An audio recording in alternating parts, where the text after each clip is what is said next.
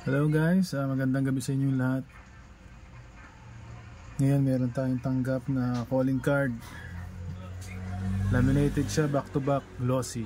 Ito ang pagproseso natin, papakita ko sa inyo. Bale ano siya, naka-cold laminating tayo, hindi siya yung mainit. Pag mainit yung mga ginagamit sa ID, matigas. Ito cold laminating, patay yung heater para maging waterproof yung ating calling card. Okay, umpisa na natin.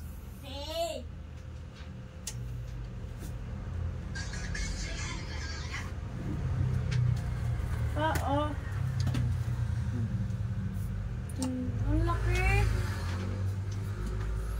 Ang laki naman, paano makate yan? Tapos iba ako taga. Sasalit.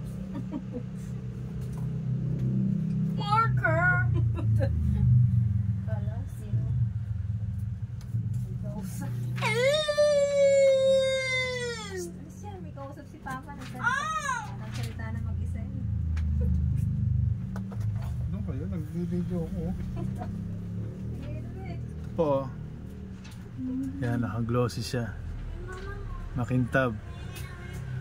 Susunod naman natin yung kabila. Back to back siya na ano natin. Na-laminate. Yan. Ayoko na. Lagi na ako sa akin eh. Ganda, ano?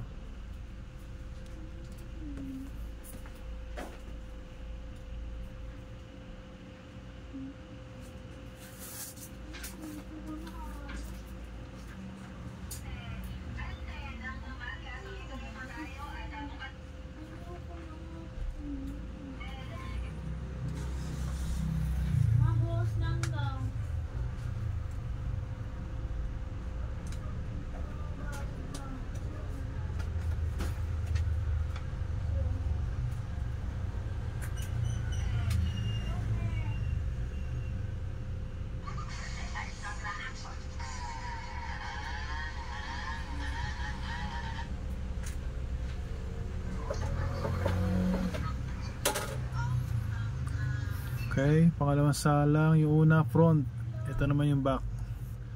Same process din yan.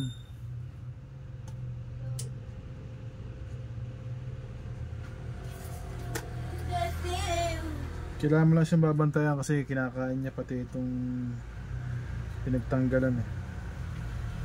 Hawakan mo lang siya dyan para hindi siya kainin.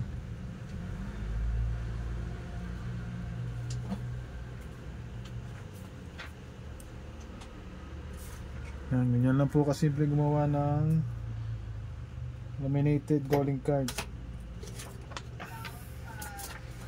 Bilis lang po, basta iwasan nyo lang na na magkaroon ng bubbles, kasi pag nagkaroon po ng bubbles yan dyan, wala na po, sira na yan, magpiprint po kayo ng bago. So kailangan pulido rin sa pag-laminate. Minsan kasi may mga sumasabit dyan na dumi o bubbles na maliliit. Kaya successful, magandang resulta.